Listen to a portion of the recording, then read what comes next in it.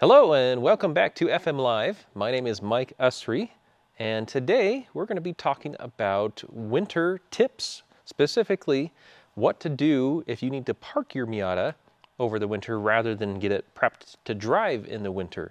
So in this video, we've already actually talked about the prepping it for driving side of the spectrum, and actually we'll leave a link down to that video below, so that way if you are planning on driving your Miata over the winter, we've got some tips for that.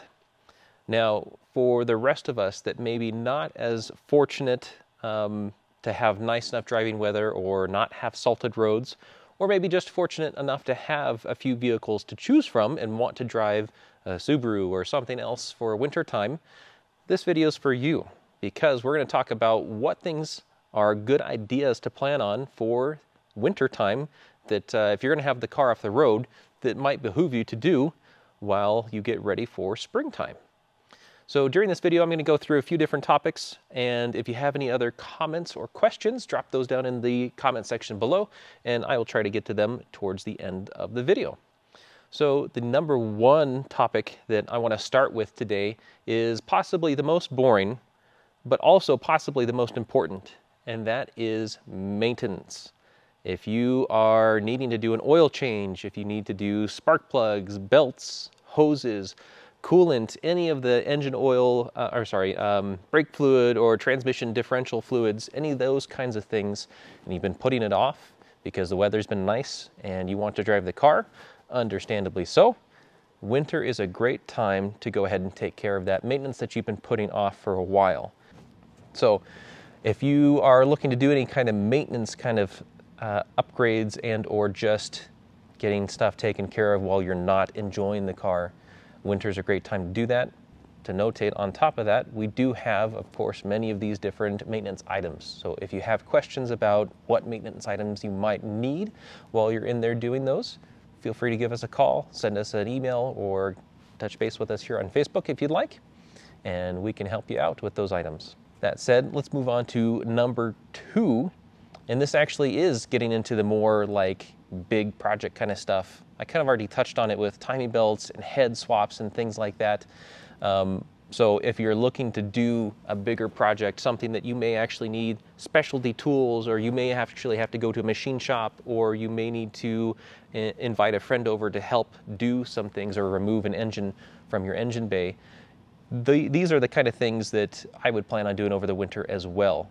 Another popular thing for a lot of NAs and NBs and even some of the NCs is a transmission swap. Are you looking to do a different transmission so that way you can hold more power? Are you looking to do a new differential so that way you can have a more reliable 1.8 diff rather than the little spindly 1.6 diffs? Those kinds of upgrades that they do generally take at least a few hours of time to do, but if it's your first time doing it, may take a little bit longer, especially if you're doing this in a garage. All you have is a floor jack and some jack stands. It might take you a few days to be able to get through it. So winter is a great time to do those kinds of big projects that take a little bit of time above and beyond normal maintenance kind of things. So number three, on my list anyway, that I think is a great time to do that is replacing your control arm bushings. We actually recently did a video where I talked about the SuperPro polyurethane bushings. So if you'd like to go see what options we have, we'll have that video linked down below as well. But control arm bushings on any of the generations, if you're going to replace them, actually is not a terribly hard thing to do, but it takes a lot of time. And especially if you've not done it before, I recommend doing one control arm at a time before you take all of the bushings out and then try to put them all back in. Just take one control arm off, replace the bushings, and then put it back on. Because oftentimes you'll get into those kinds of scenarios where you have a pile of bushings and they all look kind of similar, so it's a good idea to not accidentally put the wrong bushing in the wrong control arm. So it takes time. You can do it with a hydraulic press, you can do it with just all thread and washers and big nuts and wrenches.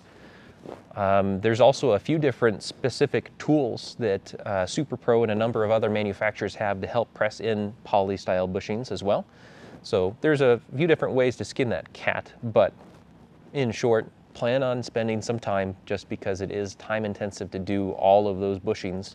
And especially if we're talking about NCs and NDs that have the multi-link setup in the rear, everything starts to look kind of the same unless you've been under there many, many times and you're familiar with all of the arms. So great job to do, especially if you have an NA or NB. You might even consider buying another set of control arms and then pushing the bushings out in advance of these other control arms, sending them off to powder coat or be painted or something like that. And then that way, when you bring them back in, you can actually install brand new bushings in these nice, clean, freshly painted or powder coated control arms, and then start taking your car apart to be able to swap in the control arms. So another great project. Plan on many hours under the car, especially if you have an older car and especially if you live somewhere in the Rust Belt. Sorry, Northeasterners, I understand your pain. So let's jump on to number 4. Number 4 is also something that all of the 4 generations can take advantage of if you haven't already, and that is to install a roll bar. So roll bars are something that obviously they're for safety. If you have a rollover event, you are protected mostly, and hopefully that means that it's your roll bar supporting the car upside down rather than your noggin. So great thing for safety. They make all your friends and family feel much more comfortable about you driving a small little roadster that, you know, is just a cute little rag top. And on top of that, especially with NAs and NBs, but even for NCs and NDs, you're going to improve the rigidity of the chassis overall and make the car more responsive, make the suspension do more of what it's supposed to do, rather than letting the body do all the twisting and flexing to absorb bumps and things like that. So that kind of a job is something that, again, if you know what you're doing, you can probably get it done in a weekend. If it's your first time, and especially if you don't have a bunch of tools and access to pneumatic air tools like we do here, then you might plan on doing this over the winter. That way you can have some time to be able to take things apart, really look through the instructions, start planning out how you're going to do it, because the other part about doing a roll bar, of course, other than just bolting it in, is that you do need to trim panels. You do need to make some cuts in metal, so get your tin snips out as well. And you can do it quick and dirty and it'll be okay structurally once the roll bar is in. But if you really want it to look just right and not have a bunch of big ugly holes, plan on spending some time, especially on trimming the plastics and other trim panels behind the seats and around the seat tower belts. Since I'm standing here amongst a bunch of Miatas, I'll go show you what I'm talking about. And we'll start with a late model one, just because these actually, as far as the plastics are concerned, are a little bit easier. But we've got a hard dog roll bar installed in this 2016 Miata.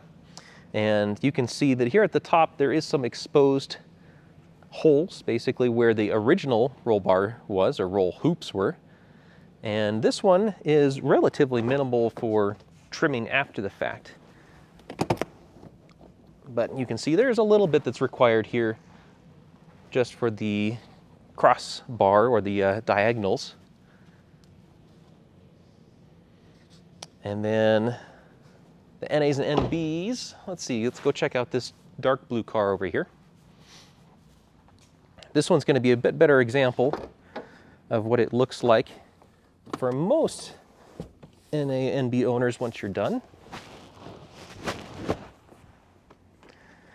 And you can see in this one, there has been some plastic that you have to trim if you have one of these style, like a Hard Dog Sport or one of the Fat Boy or Hardcore bars, where it has these legs that come down here behind the seats. You need to trim this plastic to make sure that you get adequate clearance. There's also carpet that's in the way, and you need to trim around the carpet. This one, I think this is Kyle's Miata, and he did a pretty decent job, actually. There's only small slits to denote that this carpet has even been tampered with, but otherwise it looks like it's been cut out in a pretty easy and not haggard method. He's also done quite a few, so he's pretty well versed in how to install these roll bars. But anyway, to get that done right and make it look nice and not look terrible, then, oops, then it does take a little bit of time. So I do recommend spending some time planning that out, using a chalk or something like that to mark your lines. Long story short, it's a great project for over the winter, just because if you want it to look great, take your time doing it. Oh, actually, good reminder, thank you. We do have an installation video of Kyle, not on this particular car, actually on another car, doing a roll bar installation. So if you would like to see what that's like and the kind of process that you need to go to, and hopefully he'll go into a little bit better explanation about trimming the plastics, we'll put that video down in the comments below as well. And now that brings us to number 5. So our fifth top, or I guess our number 5 top project to do over the winter is insulation. So this is kind of one of my, at this stage in life, I'm starting to really appreciate comfort. Can you see, are there gray hairs? I'm just getting the receding hairline, I think, I don't know. But it's really starting to get important to me that I like a comfortable car. I don't want a car, any kind of car that I drive on the street that is going to be super noisy or really hot, just because I spend a lot of time driving and I want to be comfortable doing that. So we actually have some really great sound and heat insulation kits. Anything that ranges from stuff that goes underneath the carpet for a little bit of both sound and heat insulation, to some kind of like sound deadening panels, kind of boom mat style stuff that it goes on the inside of the doors and actually some on the floor pan as well. Insulation for over the shifter, so that way you don't get as much heat coming through the shift turret. Let's see, we also have some exhaust pipe insulation that's like a wrap that is hose clamp style attached to your exhaust tubing, so that way it helps reflect heat down away from the transmission tunnel. So we have lots of options for that. We'll try to post a few of those examples down below as well. But doing those kinds of things usually requires taking the seats out, taking the carpet out, taking door cards off, getting underneath the car for some of the exhaust wrap kind of things as well. So not projects that are terribly difficult, but again, things that do take a little bit of time, and especially if you've not done it before, you might plan on doing it over the course of a few days, so what better time to do it than over the winter? That's another great one, quality of life kind of upgrade that I really recommend. Again, we'll put links down to those kinds of things below, but in short, this is a good opportunity to start looking at, okay, how can I improve the time spent in the car? And I think that insulation is a great way to do that, since these are convertibles and some of them are 30+ years old at this point and can use a little bit of help in that department for sound and heat. So those are our top 5 picks for what things can you do to your Miata over the winter to help improve the car and basically take advantage of the downtime that you would otherwise have just sitting waiting for spring to come before you can go drive your Miata again. Now, one thing to note, and we did get a comment about this, that as an honorary mention to this list, is that these are our babies, right? So you should always go out and see them in the garage occasionally, you know, go caress their tops and make sure that they know that you love them. Maybe sit in the car and make vroom vroom noises while you spin the steering wheel a little bit, those kinds of things. But no, really, there are a few other things that we could certainly go down the path of, and things that we thought, well, maybe, and we got a lot of comments and questions about them, so I'll talk about these other honorable mentions now. One of them was, okay, we already talked about maintenance and kind of those upgrades that you might consider doing at the same time, but what if you had a big project like a turbo kit? Yeah, that's a great upgrade, and they do take time to install. The only downside is that unless you live somewhere where you do have clear weather throughout the winter, it's hard to be able to do a turbo kit installation and then be able to go test drive it afterwards. If you do have to worry about snow and other inclement weather kind of conditions, that can be kind of hit or miss, and you might end up waiting a long time to actually test out your new turbo installation. So depending on where you are, that could be a good one, but just be aware, big things like that, you always want to verify your work after you're done. And if it's something that's going to take months before you can drive the car again, you might have forgotten what you did when you were working on a car for a big project like that. So make sure that you plan appropriately. Another good thing that if you're looking for a bit more horsepower and performance, a lot of guys will actually, and gals, will take the heads off of their engine, send it to the machine shop and get their head cleaned up, decked a little bit, improve your compression ratio just a little bit. But machine shops are oftentimes backed up for months at a time. So what better time to do that kind of job than over the winter if you're not going to be driving the car anyway. Another great honorable mention that we got a lot of questions about was, what about replacing the soft top? And that can be a good idea, although I would warn you that installing a new soft top can be a bit of a bear, especially if it's cold. Now, for most of the tops, for NAs and Bs, they will be canvas style tops, so basically a plastic, flexible plastic. The NCs, NDs, and some of the aftermarket tops that you can get are canvas, and that does make things a little bit more consistent with temperature, but either way, when you install a new top, you need some temperature, some heat to be able to help that material stretch. Coming from experience, you can install a top over the winter and then stick some space heaters in the car and let things heat up as much as possible, but nothing beats a 80 or 90 degree day outside that you can just leave the car in the sunshine for a few hours, let the top get nice and toasty, so that way you can actually stretch it tight and close it for the first time. If you do that in the cold with some space heaters, it's doable, but it's a heck of a lot of work. So I usually recommend not to install a soft top over the winter unless you have a heated garage that can get nice and toasty and that you can make sure that you're doing it properly without damaging the top when you stretch it closed the first time. Another great honorable mention that we got was to do hubs and wheel bearings. These are another one of those things similar to the maintenance items that I was talking about earlier. If you're a racer or into track days, you might even consider this as an upgrade, depending on what you're getting, like the blueprinted front hubs that we offer. There are also the Mazda RX-8 hubs that we sell for the NCs, and then we also have the super awesome monster billet hubs that we sell for NAs and NBs. So we have a few different options there for the front since they take more abuse. And then in the rear, you know, standard rear wheel bearings for most Miatas will do it for the vast majority of people. But those are another relatively time-intensive thing, at least for the rear wheel bearings on Miatas to take care of.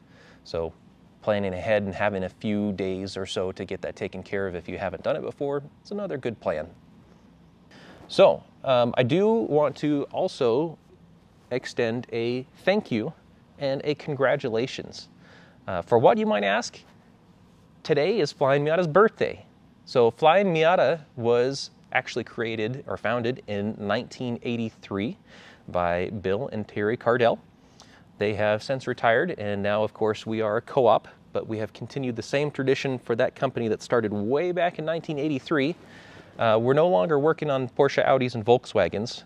That may sound like a weird date to you because Miatas came out in '89, but yeah, we were doing German cars before the Miatas came around. But we are 39 years old today. So thank you very much, and congratulations to all of the Miata enthusiasts out there, because we would not be here if it weren't for you. So thank you very much. We really appreciate the support and all the love from everyone over the years. Thank you, thank you. And with that, I think that we are getting close to closing out the video.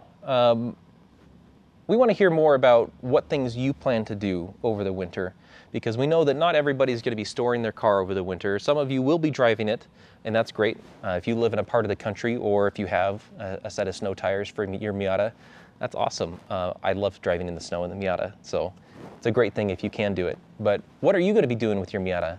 Leave us some comments down below. Let us know what your plans are, or if you have any projects like what we've just been talking about. What do you plan on working over the winter? We'd love to hear about it. So either way, we will talk to you guys next time.